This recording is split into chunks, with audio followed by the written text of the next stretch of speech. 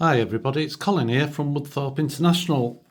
I thought I'd just do a follow-on from that last video when I said about running manual and fully automated trains at the same time. Now what I'm going to do is I'm going to run that Freightliner 66 orange livery on the inner line, which is the up line for America, and I'm just going to use the National Power one with the Drax on, because that was in the last video, and I've got a couple of things to show you for reasons why you do things with iTrains, and you can get away with it sometimes and you can not get away with it, but you must always do everything correct to get the best result. So what I'm going to do is I'm going to manually drive the National Power and automate the 66 Freightliner Orange.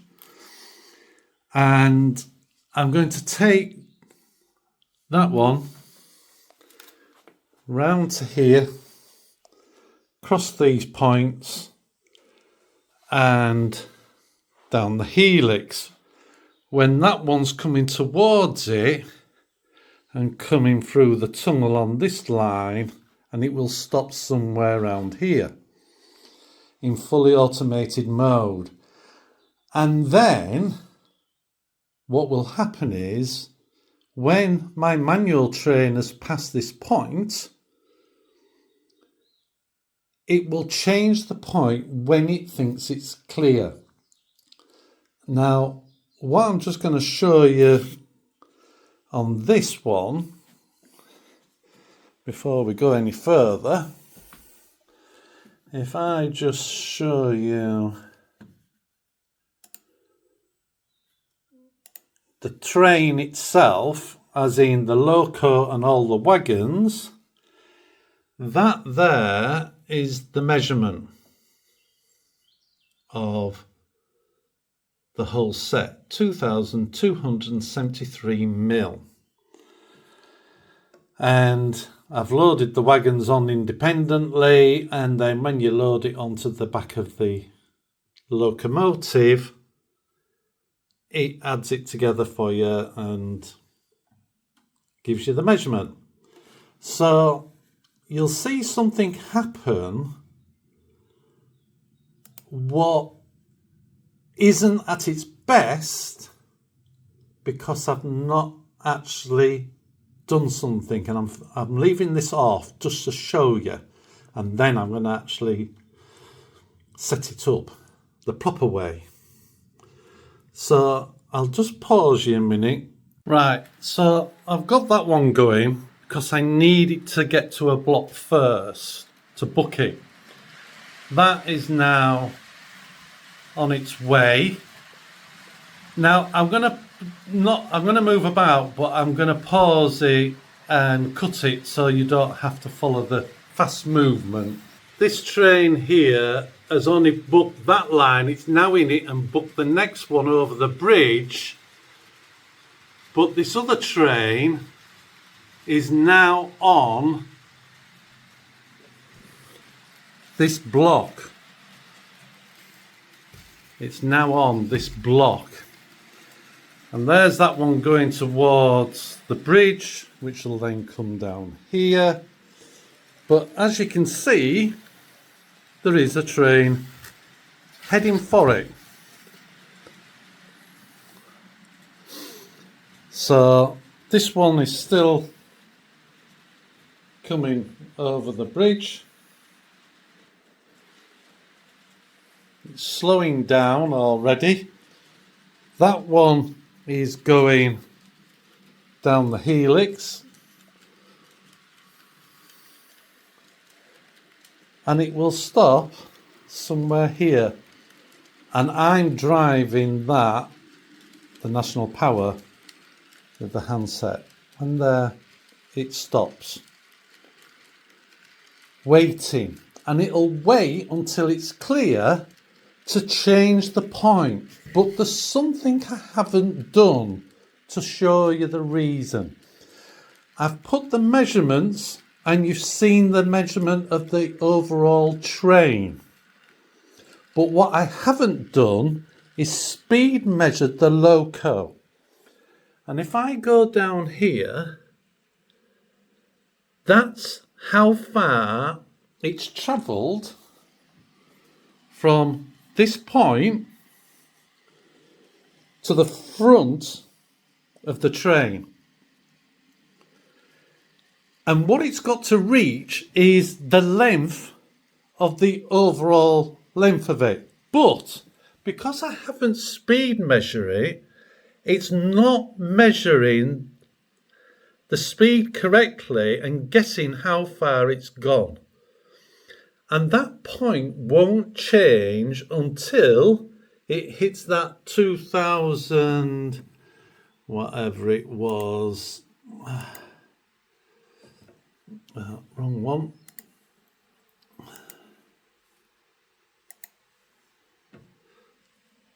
2,273. And it's still not there, and it's gone down maybe 3 circuits of the helix. And this is why you must speed measure so it gets everything correct. Now I've got away with it because it's doing the measurement slower than how far the train has travelled. If it was the other way round, it would crash into the train because it still would be over the point and it thinks it's travelled a distance. So it's getting closer.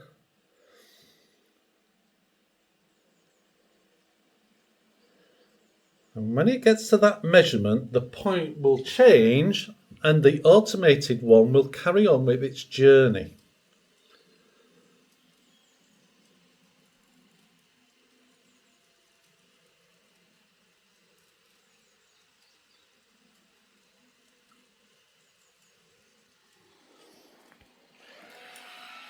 It gave it a little bit more for clearance, and that point has changed, and the train is going on its journey.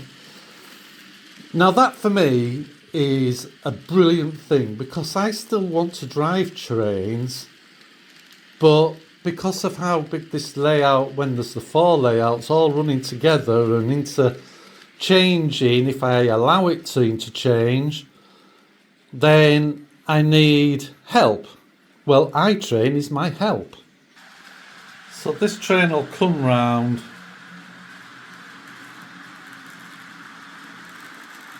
and keep going. Now sometimes it stops in that block, but at the moment it's set at 50%, so sometimes it does, sometimes, every other go it decides not to.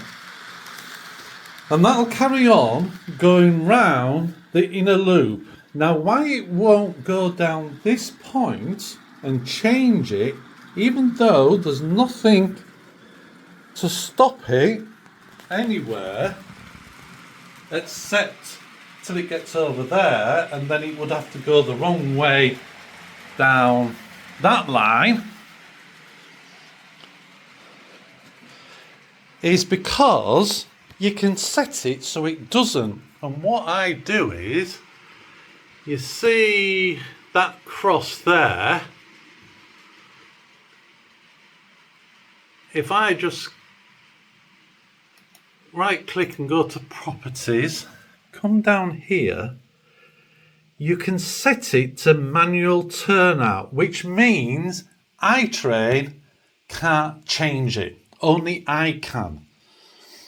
And that means it will only stay on that line because that's the forward direction and it can't change anywhere.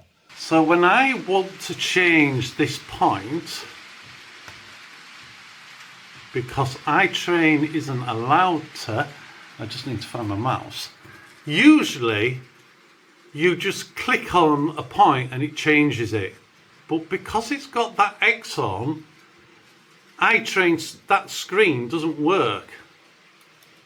So you have to right click on it and either click on the branch or click on the straight. So that then controls where that train goes, as in this train. Now, if I was to set a route, I could set the route just to stay up here and I wouldn't have to set these points to manual. It's just because it's easier just to right click and play basically.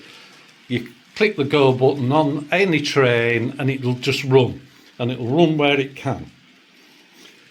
What I'm going to do now is just pause the camera and get the biomass wagons back up to this line. So that's stopped this time. Like I said, it will sometimes and it won't.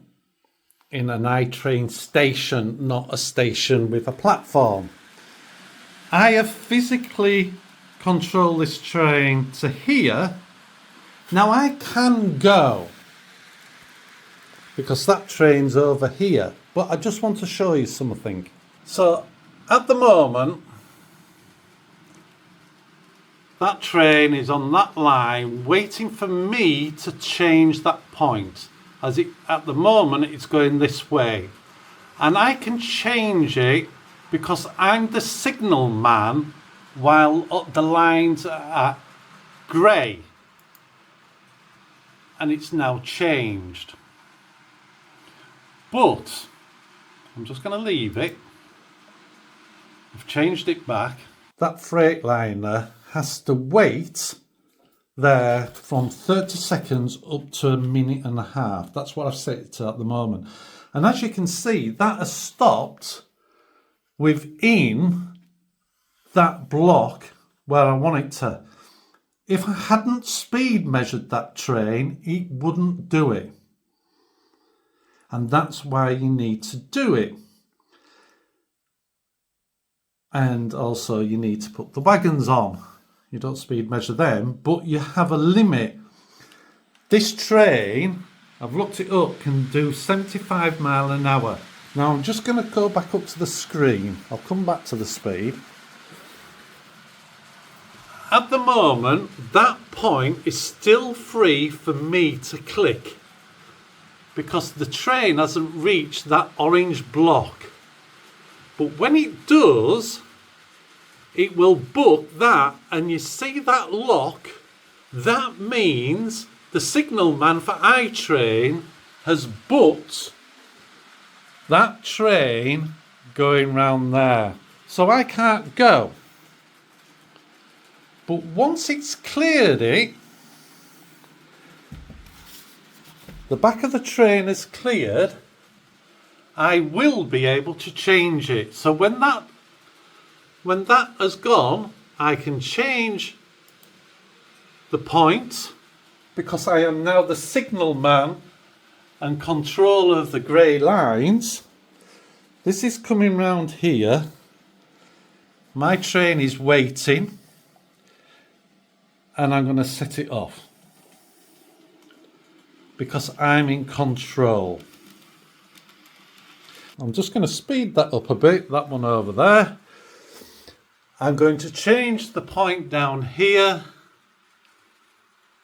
so it can get off the line, and I need it to get round before this one gets into the station.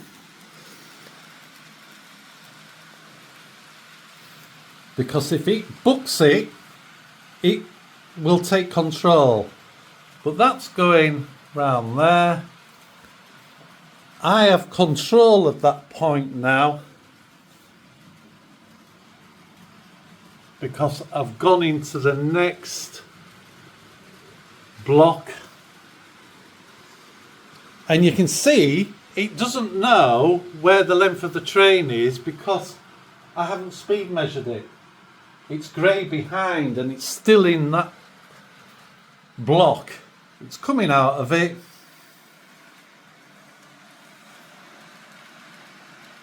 And I'm going to stop that there. And in theory now, the orange can get past the back of that and it will change this point when it's ready to set off. That yellow means it's counting down because that I've set it for a set time, 30 to 90 seconds. It picks it. I can make it a set time, but in a minute, that point will change when that yellow goes off.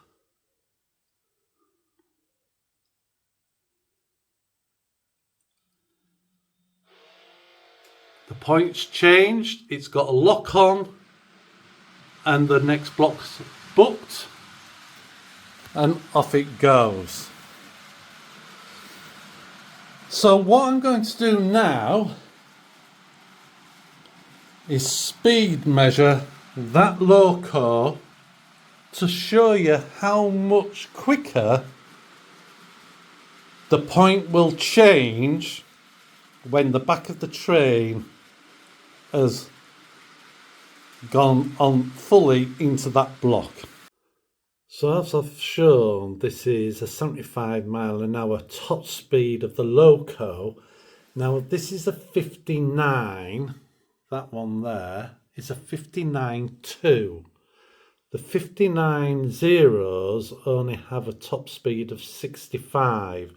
Now I don't know if that is because of the power of the engine or it was early and they hadn't got something right for travelling faster around our sharper curves. I do not know. But that's why it's 75 mile an hour. So as I said, now I'll show you it going on to the helix in front of that other 66. And what should happen is the train, once cleared, it should change the point quicker. So let's have a look. Something I wanted to show you. This class 66, which is on the bridge nearly, it's on the block. When it's in automated mode, now it's fully in the block, you can see it's come off. And in a minute you'll see it over here. Yeah. When it books, the block ahead, if it could book that, then it books the point. But it doesn't book the point now, as in at this point. My train hasn't booked it. It's just in the next block for that train. So for this train here, which is the 66 going that way, because the 59 is in there. So it can't book that block and that point. So that's why that stays where it is, in the position I put it in to go to the helix. So that has stopped in automated mode. It's still in automated mode. One way you can tell, it's saying what it's going to be doing, and that red X means stop the automation, where the green means make the automation work. And it's waiting, basically, for me to drive this train onto the helix. Now, if you remember, it took a long time for that point to change. Now, it won't change instantly. It might do, but it might not, because it has to know that it is clear. But let's see what happens this time. So that's now under my control.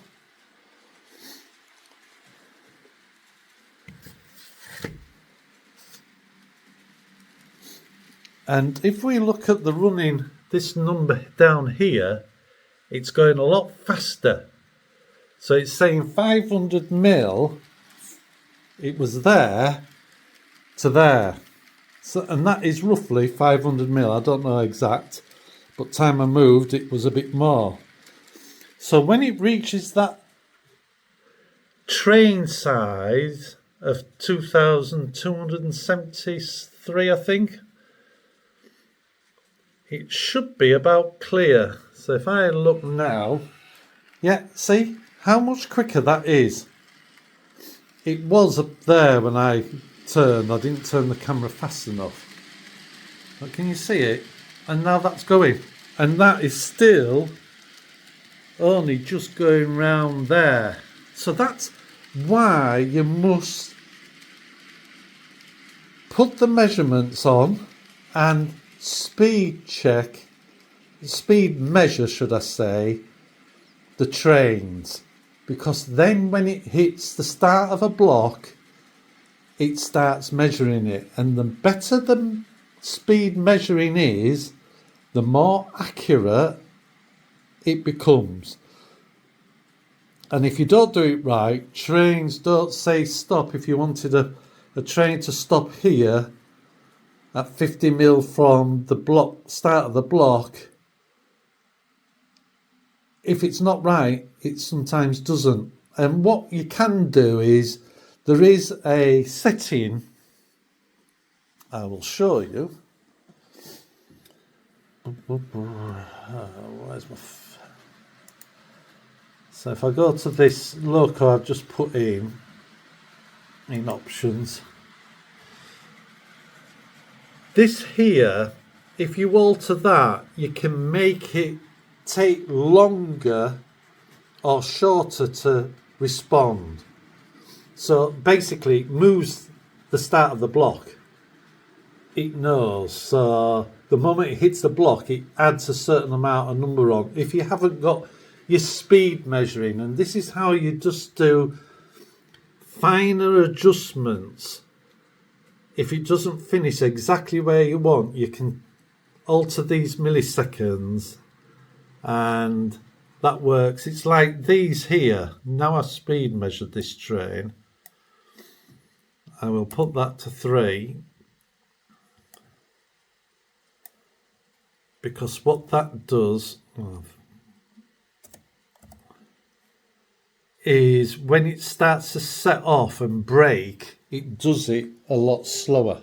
So that's what doing all them measurements and speed measuring does for you. And I'll show you something else now, which is quite interesting, I think, to demonstrate something. Okay, right. If I just want to put a train with some wagons on the track and just drive it myself, or all of these trains what are on, there's 1, 2, 3, 4, 5, I can just put them on the track and drive it, because the Lodi will allow me to do that, and iTrain will allow it, and it will just show on the board if there are Railcom decoders. It will automatically put them up and it will follow them round.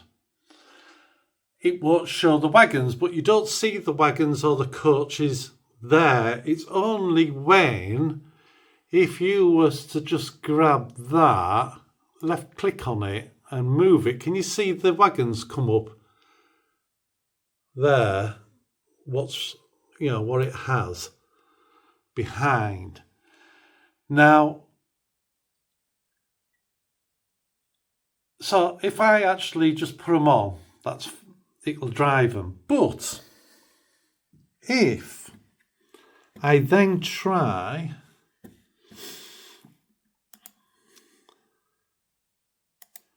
and drive the trains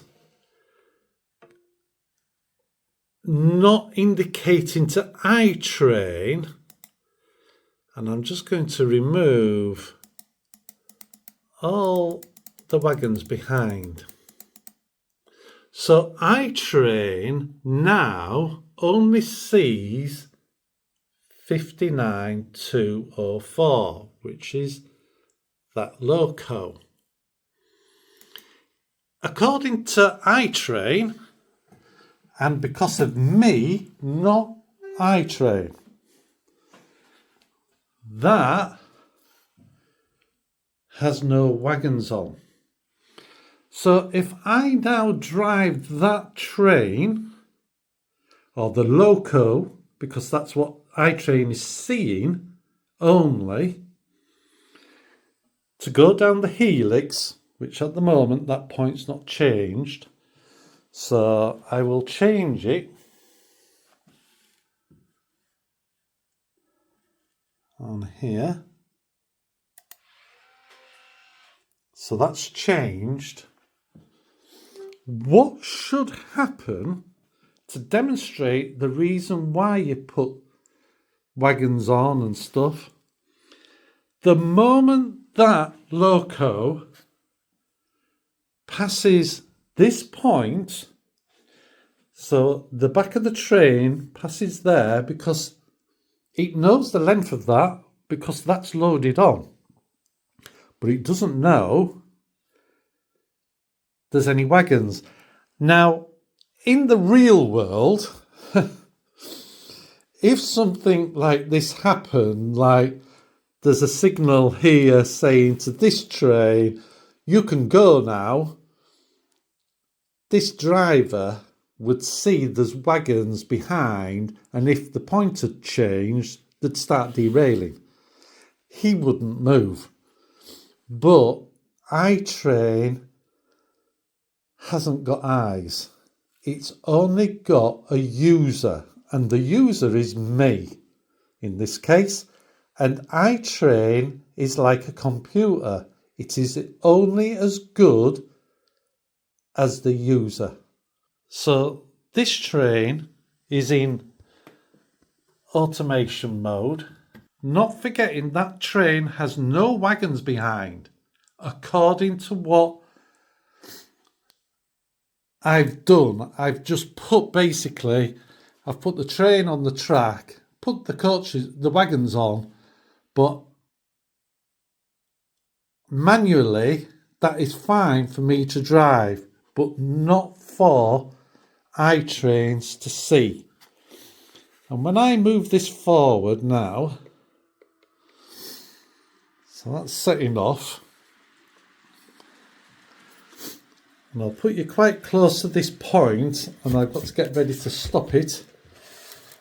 When that train or locomotive clears the point, it'll change. There you are. And the wagons will come off, and that'll start moving, because iTrains can't see them wagons, because I've not loaded it onto the train to make a train up. It only sees the loco. And again, that's another reason you must do all these things. It's easy enough, as you saw, for me to remove them. It was easy to remove them, and it's easy to load them up. If I put a different engine on and I want those on. Now, what is clever, when I come to here,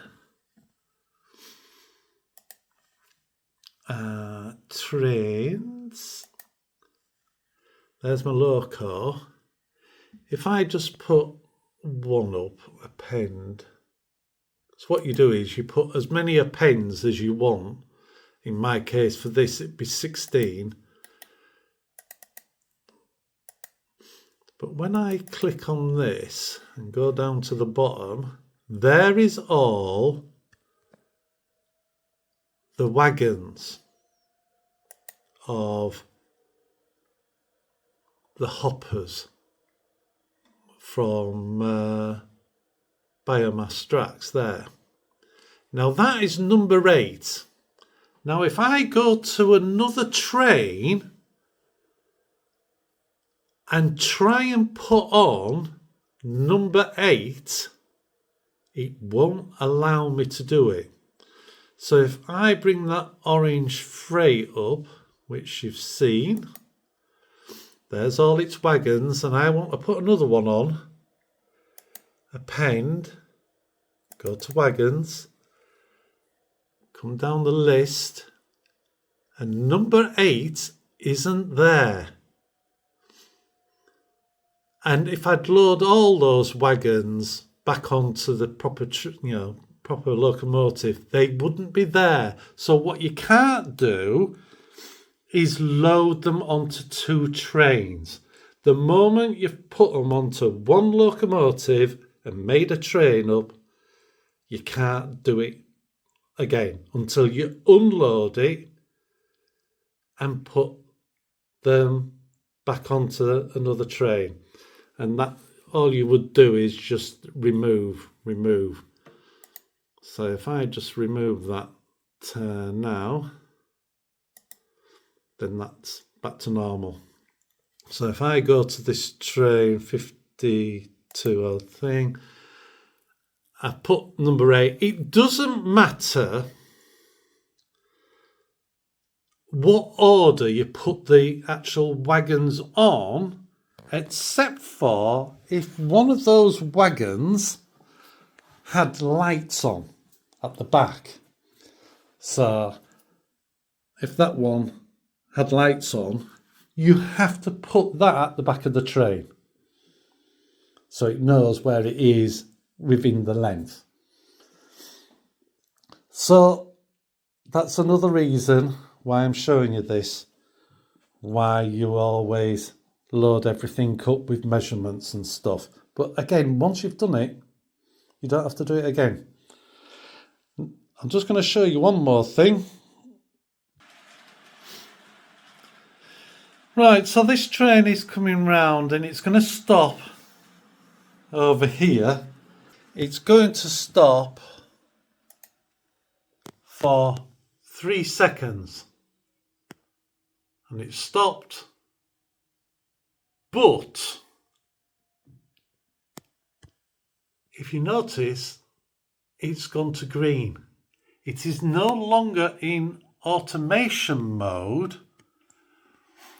because that point there is set to manual with the X on, and it can't change it to carry on its journey. So basically, if I'd forgot to change that back, it brings the train to a halt. If by any chance this point here was, if I make it go straight,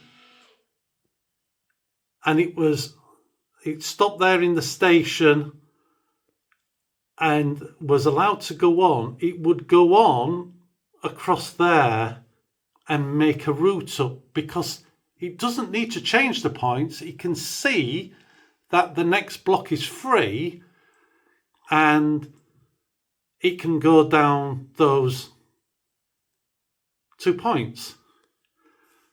But that's why I put that with an X on, so it can't change the point and try and go a different way, and it'll just stay on there. But like I said earlier, if I wanted to give that a train route and make it just go around the inside line all the way around, then it would do.